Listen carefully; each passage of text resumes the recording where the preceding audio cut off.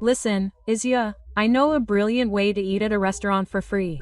Come on, Abram, tell me. You go to a good place shortly before closing. You order an appetizer, the best dish, dessert, cognac. When all the waiters have left, the last one comes to you, and you say, I already paid your friend for leaving. The next day, you go to the restaurant, they order everything in full and sit down. Finally, the last waiter comes. Excuse me, but it's time to close. I ask you to pay for the order, Abram, but we already gave your colleague the shekels, Isya. By the way, we still have a long wait for the change.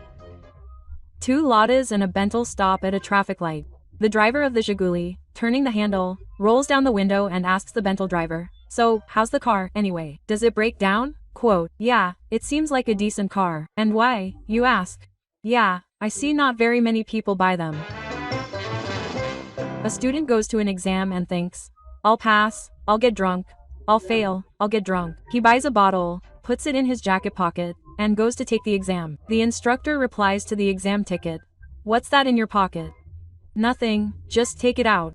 The student takes out the bottle, the instructor pours himself a glass and drinks it. Good. Do you have a pickle? No, too bad. It could have been great.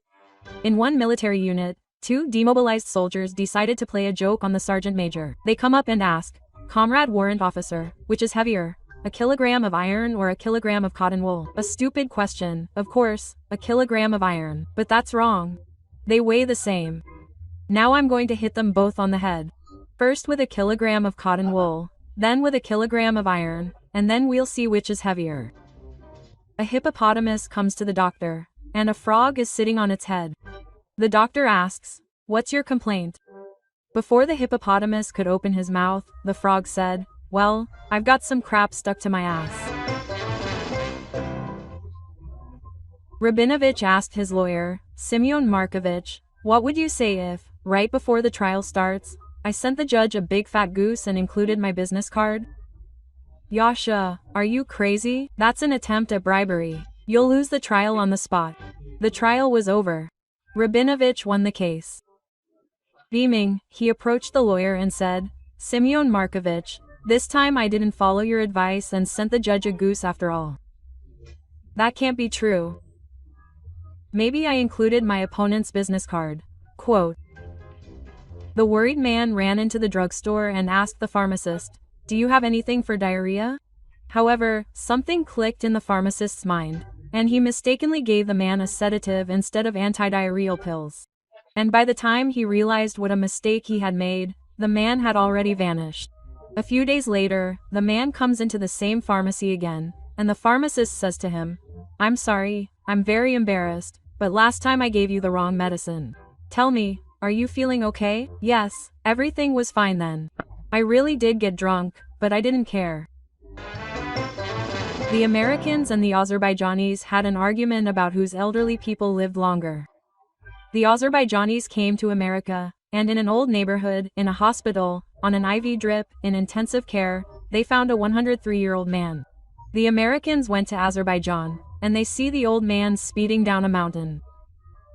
They stop him and ask how old he is. He replies, 102. The Americans sigh with relief, as if they had won. And then one of them asks, where are you going in such a hurry? I'm running away from my father. The Americans exchange glances. Why was I rude to Grandpa? There's a professor at a maritime university who's known throughout the school for never giving a failing grade on an exam. One student made a bet with his friends over a case of vodka that he'd get a failing grade from him. This student got a question on the exam. Quote, no, it can't be simple. Behavior on a ship in an emergency. The professor, addressing the student. Quote, well, I don't know. Let's say there's a fire on the ship. What would you do? Nothing. Right, the main thing is not to panic. Go. 3. A frog sits on the riverbank and smokes tobacco. A beaver swims up to her and says, frog, let me take a drag. Okay, but after you drag, hold your breath and swim underwater across the river. That way, the effect will be greater. The beaver took a drag and swam away. He swam across the river, and there sits a hippopotamus. Listen, hippopotamus, there's a frog on the other bank giving you a free smoke. So the hippopotamus, without thinking twice, dived in and swam towards the frog. The frog saw him and yelled, "Breathe out, beaver, breathe out." Ilya Muromets was galloping through the desert, tired. His strength was running out, and he saw an oasis in the distance with water and food. And there was the dragon Goranich.